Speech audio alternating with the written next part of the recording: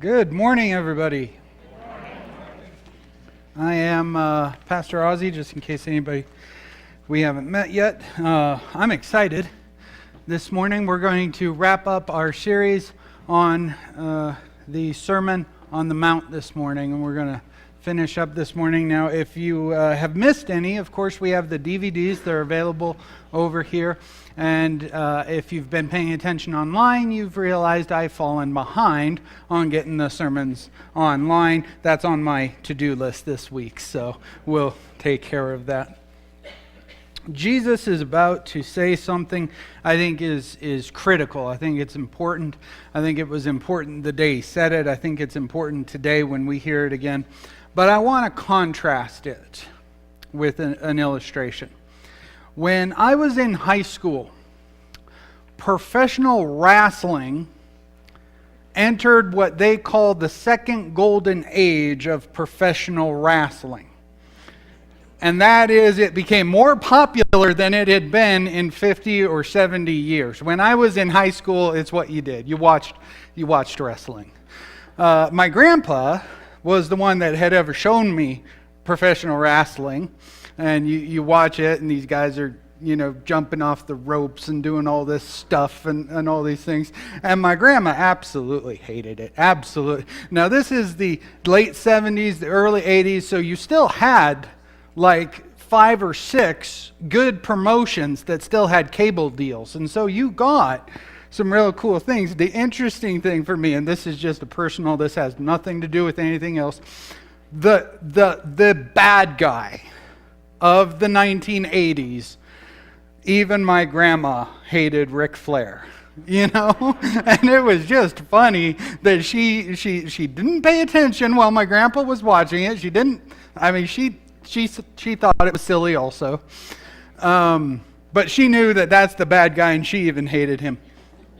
Now, why am I bringing this up? Well, here's the thing. Even in high school, and even today, if you want to watch professional wrestling, one thing you absolutely have got to know is you cannot take it seriously.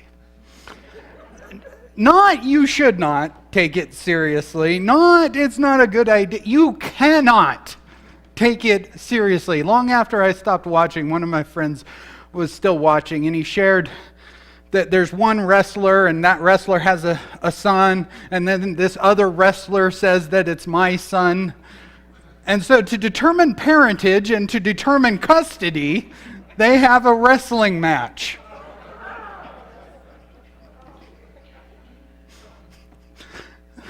How many of you know that's not how it works? That's not how it works. It's really not. It's escape. But contrast to that, and something that I actually have great fear over, is what Jesus is about to say and the state of the American church. Does the American church suspend reality and enter the Bible? Does it read the Bible the way you watch professional wrestling? Well, it's on, you're into it, it's going, it's good. But once the TV is off, it doesn't matter anymore. Once the Bible is closed, it doesn't matter anymore. Enter here Jesus. He's going to wrap up the Sermon on the Mount, beginning in verse 24 of chapter 7. Therefore, everyone who hears these words of mine and acts upon them may be compared to a wise man who builds his house upon the rock. And the rains fell, and the floods came, and the winds blew and slammed against that house, and yet it did not fall, for it had been founded on the rock. Everyone who hears these words of mine and does not act on them will be likened to a foolish man who built his house upon the sand. The rains fell, and the floods came, and the winds blew and slammed against that house, and it fell, and great was its fall. I think that even without decoding the metaphors that Jesus is using, I think we can see a very clear message in just his easy illustration here. Now, one thing that I find interesting is sometimes we get a dichotomy in Scripture. We get A and we get B. And that's what we see here with Jesus. Jesus is saying there's type A and there's type B. And type A, this will happen, and type B, this will happen. What's interesting is this is a common thing that you will find in Scripture. You will often find dichotomy. Paul brings up in Romans chapter 14, verse 11, he quotes the Old Testament Scripture that every knee will bow and every tongue will confess. In Philippians chapter 2, he expands on it a little bit more. He illustrates it a little more, that every knee will bow and every tongue will confess that Jesus is Lord, to the glory of God. So it's an interesting thing that Paul is saying here. One day, every knee will bow. How many? Every. Which ones? All. Every knee will bow. So basically, the way I understand it, you have a little bit of a choice. You can choose today to bend the knee, or on that day, the choice will be made for you, but you will bend the knee. Interestingly here, I think I see the same thing happening. Jesus saying, those who not only hear my words, but act upon my words. The ones who are moved won't be moved.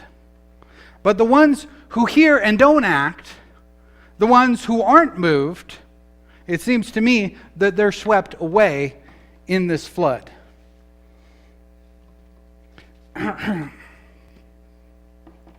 Verse 28 and 29, when Jesus finished these words, the crowds were amazed at his teaching, for he was teaching them as one having authority and not as their scribes.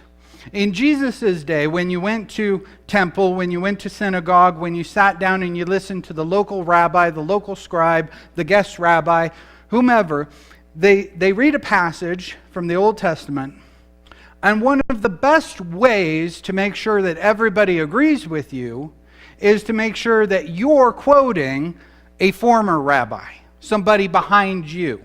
And an older rabbi is even better. And yet when you read the Sermon on the Mount, Jesus never stops to say, here Rabbi so-and-so says da-da-da-da-da.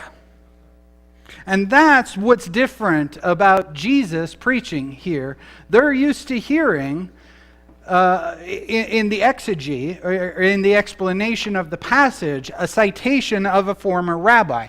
Jesus hasn't been doing that. Jesus has only been quoting Scripture and only sharpening it, only strengthening it if he's doing anything to it. But he's not quoting rabbis. Now, how many people here think that Jesus was smart? Now, I mean by first century, Second Temple, backwater Nazareth smart. Did he understand advanced calculus? I don't think he did. What would Jesus, a carpenter turned fisherman turned preacher, what would he do with advanced calculus? But, you want to know a little opinion of mine? I think that Jesus could be sneaky. And I think that some of the people listening to him would hear what he said, and there'd be a few that went, you know what, I think he's referring to that. Now there'd be others who after the sermon and after the crowd breaks up, they'd be walking away and they'd go, I think he made a reference. How many of you like movies that have those hidden Easter eggs in them? Now, Jesus is kind of wrapping up his message here. He's kind of ending, and he's kind of giving us a contrast that could be summarized as blessing and cursing. But what's interesting is the Old Testament law has something very, very similar to that. In the book of Leviticus, now you've got to remember in Jesus' day, the book of Leviticus didn't have a chapter 26. It was just part of Leviticus. But Leviticus 26 is getting towards the end. It's not the very last chapter in Leviticus, but it's very, very close to the end. And it has this, if you obey the words of God, and if you do what you're told, here's how you're going to be blessed. But if you disobey, here's how you're going to be cursed. The same thing happens in Deuteronomy chapter 28. You have these blessings for obedience and these curses for disobedience. Do you think it's just coincidence that Jesus saved this illustration for the end? Or do you think that Jesus was perhaps aware that those chapters, what we call chapters now, in these books come kind of towards the end? Now, there are people who have said, if only Jesus would have made an explicit statement, I'm God, listen to me. Now, I think that the closest he gets to those are in John, and I think that they're there. But remember what happened the first time Jesus preached? He goes into his hometown, he goes into his hometown synagogue, he takes the book of Isaiah, he rolls it out, he finds the place, and he reads out of Isaiah, and he says, this day, this scripture is fulfilled in your hearing. And there's messianic implications, and there's God implications to what he just said. And what happens? They drive him out of town. They try to take him to the hill. They try to push him off the hill. He almost gets killed at the beginning of his ministry. That's not a good way to have a ministry, just in case you didn't know that. That's not the goal of ministry. So Jesus may have gotten a little more subtle, a little more sneaky with what he had to say. Now, interestingly, back in 24, he says, everyone who hears the words of the law and does them will be likened unto a man who built his house on the rock, right? No. He said, everybody who hears the words of mine and does them. That's pretty presumptuous there, Jesus. That's pretty out there. But look at something else he just said. The man who built his house upon the rock. Now perhaps we with our we don't have first century. We have 21st century American ears. Perhaps we hear that and we think Jesus is talking about laying a good foundation. You got to go out and you got to get good stones and you got to build your house with a good foundation. I mean, after all, Jesus had grown up the son of a carpenter. It makes sense that he's going to end his sermon with giving some building instructions, right? I mean, that's what a carpenter would do, right? Actually, I think that once again, Jesus is being a little bit subtle here. I think he's giving just a little bit of a hint, a little bit of a whisper. Listen to the words of mine and build your house on them, and you will be building your house on the rock. After Moses has led the children of Israel out of Egypt, after they've crossed the Red Sea, after they've gotten to Sinai, after they've had all of these things, he sings a song. This song is recorded in Deuteronomy chapter 32 and verse 2 and 3. Proclaim the name of the Lord. Ascribe greatness to our God, the rock. His ways are perfect. Now this is an imagery. This is a concept that David is going to pick up on also. David, 2 Samuel chapter 22 verse 2. David said, the Lord is my rock. This is a very popular, especially amongst the Deut Psalms, but also in some of the other Psalms. You're going to see this picture of God pictured as a rock. Psalm 62, verse 2, God is the only rock. Now, one of my favorite episodes in the book of Exodus, let's keep in mind we're talking about the book of Exodus. There's a similar episode in the book of Numbers. That's not this one. In this one, the people have come out from Egypt. They're out headed towards Sinai, and there's no water. And what do? They grumble. Remember how good slavery was? Man, we were slaves. We had it made. Why did you bring us out into the desert to die? And Moses goes to God and says, God, what am I supposed to do? They need water. And God says, take the staff and strike the rock. Remember, in Numbers, he's told to talk to the rock. But this time, he's told to strike the rock. And what happens? Water comes out to the people. Interestingly, Paul, in 1 Corinthians chapter 10, verse 4, says that all the people came out, all the people went through the sea, all the people drank of that rock, and that rock was Christ. This is what the theologians have come up with a nice term. It's called a Christophany. Christophany is a temporary physical manifestation of Christ in the Old Testament. Do you guys remember a couple of years ago there was the Bible mini-series on TV? And there's Abraham, and the three come to Abraham. And the one who's God is the same actor who would later play Christ in the New Testament episodes of the Bible series. Do you remember that? Well, what's going on there is they're envisioning a Christophany, Christ in the Old Testament, which is very interesting when you get into that whole story. Then the two angels go into Sodom and Gomorrah, and the Lord stays behind. And then you get this interesting passage that the Lord rained down fire and brimstone from the Lord.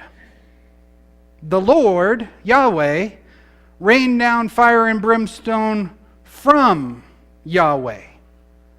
I think that those are some of those little hints, little subtle ways that you can see the beginnings of the Trinity even in the Old Testament. And I think that that's what Jesus is wrapping up his sermon with here.